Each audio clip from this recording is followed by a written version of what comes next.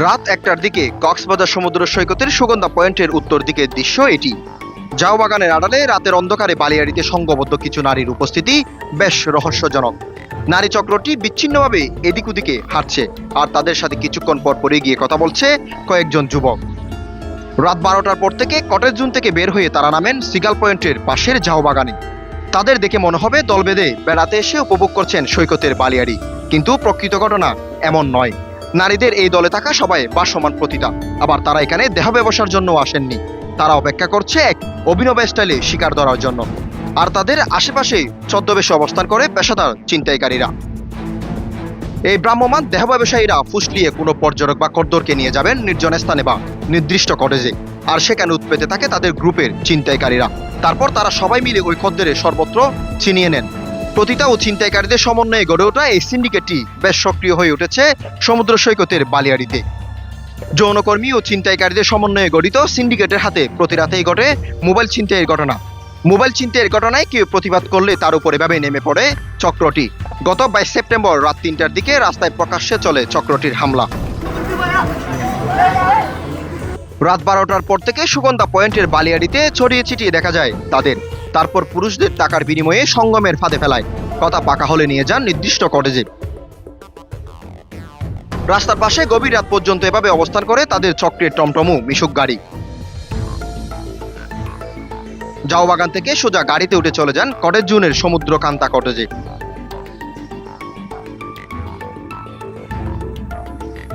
রাত ১২টার পর থেকে ভোর পর্যন্ত এভাবে মিশুক গাড়ি নিয়ে চলে তাদের আনাগোনা। সেখানে গেলে আগে থেকে উৎপেতে থাকে তাদের চক্রে ছিনতাইকারীরা, পরে কটেজে সুযোগ বুঝে তাদের সর্বত্র লুট করে নিয়ে যায়। সৈকতের বালিয়াড়িতে ফাঁদ পেতে বসে থাকা কয়েকজন পতিতার সাথে ছদ্মবেশে কথা হয় প্রতিবেদকের।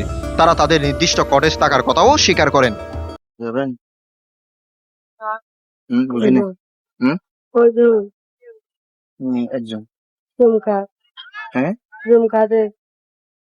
আমি তো তেমন চিনি না, আমার কি রুম নিতে হবে নাকি আপনাদের পরিচিত আছে? আমাদের পরিচিত আছে। বুঝিনি। আমাদের পরিচিত আছে। পরিচিত আছে কোন জায়গায়? কলাতলি নাকি সুবর্ণ? যে গেস্ট হাউস। যে গেস্ট হাউস কত টাকা? কি ঘন্টা? ঘন্টা কত আর সারা রাত কত? ঘন্টার আয়োজন নাইটে ৫০০০। তুমি কতবার বেশি করবে? ঘন্টা ২৫০০, নাইটে ৫০০০। নাইটে ৫০০০। বাইরে হোটেলে যাই না বলছে। মানে আপনার বাইরে হোটেলে যান না? আপনাদের হোটেলে মানে আছে, মানে ওখানে সেফ বলতেছেন আর কি। ২১ সেপ্টেম্বর রাত ১২টার দিকেও একই জায়গায় ভ্রাম্যমাণ পতিতারা ফাঁদে ফেলার চেষ্টা করেন পর্যটকদের। ফাঁদ থেকে বের হয়ে চলে যাওয়ার সময় তাদের মোবাইল ছিনিয়ে নেন পতিতাদের সমন্বয়ে গড়ে ওঠা ছিনতাইকারীরা।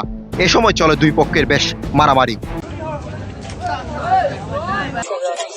ওকে নিয়ে ওখানে সাইডে কথা বলতেছি, বৃষ্টি পড়তেছে তো আইসা পড়বো, মানে ওদিক দিয়ে যেতে চাইছিলাম, তো আমাদের কালকে বিকাল বেলা আবার চলে যাও। তোরে বলি আচ্ছা এদিক দিয়ে চল, আমরা এখান থেকে অটো দিয়ে চলে যাও, আমরা এই প্লাসের সামনে থাকি। তো ওখানে আইসি আরে অনেক খাড়া করে কই একটু দাঁড়া, কথা বলে যাবো গা। আইসি মার তো কত মিনিট পাই, ২০ মিনিট হবে আইসি। রেসর্টে বৃষ্টি পড়ছে তো ও আইসা আমাকে বলে ৩-৪ জন আসছিল, ওরা আইসা বলে আমারে যে কোথা থেকে আসছস? আমি বলছি বদ্দারহাটের থেকে আসছি, চট্টগ্রাম বদ্দারহাট থেকে। আমার হচ্ছে মেন আবার ঢাকা, তো ঢাকার থেকে আসছি চট্টগ্রামে, আর আমি থাকি না। ও আমার কি হলে যে মেমো কোনো কিছু লাগবে নাকি? আমি বলি না ভাই, এগুলা কিছু লাগবে না। প্রতি রাতে এসব ঝাউ বাগান ও সৈকতে নিয়মিত অভিযান চালান টুরিস্ট পুলিশের সদস্যরা, আটকও করেন অনেক অপরাধীদের। কিন্তু ভ্রাম্যমাণ এসব অপরাধী, টমটম চালক এবং ছিনতাইকারীদের সমন্বয়ে গড়ে ওঠা চক্রটি কোনোভাবেই নির্মূল করা যাচ্ছে না। নিয়মিত অভিযানের পরও জায়গাটি অন্ধকার থাকায় চক্রটি চুর পুলিশ খেলছে বলে মন্তব্য করেন টুরিস্ট পুলিশের অতিরিক্ত ডিআইজি আপেল মাহমুদ। একটা টিম পাঠাবো, কালকেও গিয়েছিল, কিন্তু সমস্যাটা হচ্ছে অন্য জায়গায়। সমস্যাটা যখন আমরা, যেহেতু লাইট থাকে না, আমাদের টিম তো আর ফিক্সড টিম কাজ করতে পারে না। যখন আমরা দাও দিই তখন সব পরিষ্কার হয়ে যায়। গতকালকে দেখেছেন যে একদম পুরো মাঠ পরিষ্কার, আমরা দিয়েছি ছবিগুলি। আবারই যখন বের হয়ে যায় আবার ঢুকে, এরকম চোর পুলিশ খেলা খেলে। তো এগুলো যদি এখানে লাইটিং সিস্টেমের ব্যবস্থা করা যায়, আমরা দেখি, জানাচ্ছি ডিসি মহোদয়কে, আমরাও চিঠি দিয়েছি। আচ্ছা, এটা করা যায় এবং আজকে একটা বিশেষ টিম যাবে, একদম আজকে আবার পরিষ্কার করে দিবে। অপরাধী চক্রটি পর্যটক নিরাপত্তায় লাইট ও সিসি ক্যামেরা ভেঙে ফেলছে নিয়মিত। এসব নির্মূল করতে দ্রুত সময়ে স্থায়ী সমাধানের পরিকল্পনা নেন টুরিস্ট পুলিশ। চলে হ্যাঁ, না। এগুলি লাইট দিলে লাইট ওরা ভেঙে ফেলে, চুরি করে ফেলে। তো এখন রাতের অন্ধকারে আমাদের তো টিমটা হলো মুভেবল টিম, সমস্ত জায়গাটা দেখতে হয়, একবার যৌবনে, একবার লাবণী, একবার এখানে, একবার সেখানে, একবার সাংস্কৃতিক কেন্দ্রে। বড় বড় টিম কাজ করে, আপনি দেখেন সারা রাত কালকে রাত 4টা পর্যন্ত ওরা কাজ করেছে। যখন বেরিয়ে আসে আবার ওখানে গিয়ে ঢুকে। বুঝতে পারছি তো স্যার। এটাকে এগুলিকে স্থায়ী কিভাবে সমাধান করা যায়, আমরা আজকে অফিসারে বসেছি। তো আমরা একটা ডিসিশন নিয়েছি, দেখি ওখানে একটা আমরা পুলিশ বক্স বসাই দেওয়া যায় কিনা। তো অন্ধকারের কারণে বক্স বসাইতে পারতেছি না, আমরা খুব শিগগিরই বক্স বসাই দিয়ে ফিক্সড টিম বসাই দিব ওখানে। এই যৌবনকে, এটাকে যৌবন এলাকা বলে, এই যৌবন এরিয়াটাকে পরিষ্কার হইতেই হবে, এটা নিয়ে এনি কস্ট। এক্সাক্ট। এবং এই টমটম গুলি গতকালকেও আমাদের অফিসারদের সাথে বাগবিতণ্ডা জড়িয়েছে। তো এগুলি নিয়ে আমাদের একটা ড্রাস্টিক অভিযান হচ্ছে, পূজা উপলক্ষে আমরা অভিযান শুরু হবে। তো ওই অভিযানের মধ্যে এটাকে একদম পরিষ্কার করে দিব। এখন কটেজ জোন তো জানেনি, আমি দফায় দফায় অভিযান আমরা করতেছি। আর কটেজ জোনের মালিক সমিতিকে তাদেরকে ডাকাইছি। এখন কটেজের ভিতরে তো সঠিক তথ্যটা কেউ দিতে চায় না, কে কোথায় কি করে না করে। এখানে ওই সুরঙ্গ রুম করছিল, সুরঙ্গ রুম বন্ধ করছি।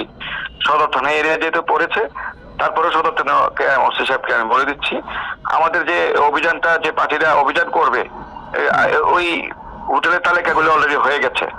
ওই হোটেলগুলিতেও আমরা অভিযান চালাবো খুব তাড়াতাড়ি। রাজাউল করিম রাজা, ভয়েস অল 24, কক্সবাজার।